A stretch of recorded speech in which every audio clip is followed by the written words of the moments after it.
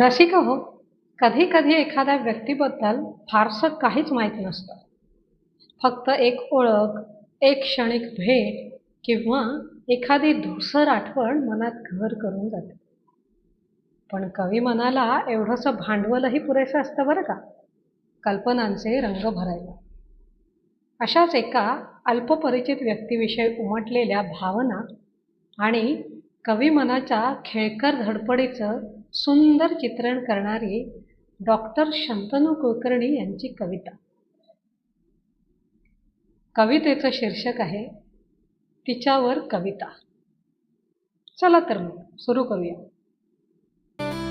तिच्याबद्दल आम्हाला तसं फारसं काहीच माहीत नव्हतं. तिच्याबद्दल आम्हाला तसं फारसं काहीच माहीत नव्हतं. तिच्यावर कविता लिहिण्याचं तरीही आमच्या मनात होतं. तिच्यावर कविता लिहिण्याचं तरीही आमच्या मनात होतं. नाव, आडनाव, पुढचं शिक्षण हेही धडपणे माहीत नव्हतं.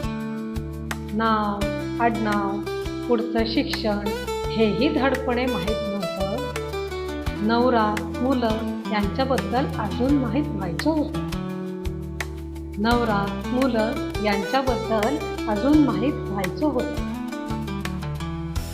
एकदा गेट टुगेदरला आमचं ग्रुपमध्ये भेटणं झालं होतं.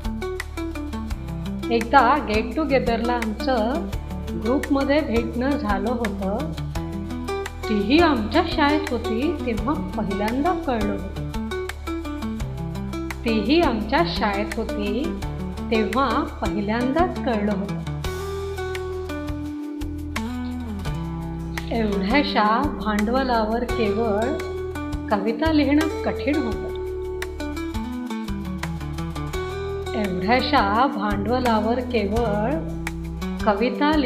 कठीण होतं. आमचं कविमन पण हार असंच का मानणार होतं?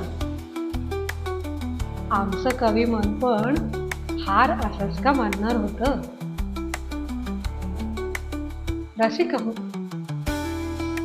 अपरिचित व्यक्ती ही कधी कधी कवितेचा विषय होऊ शकते.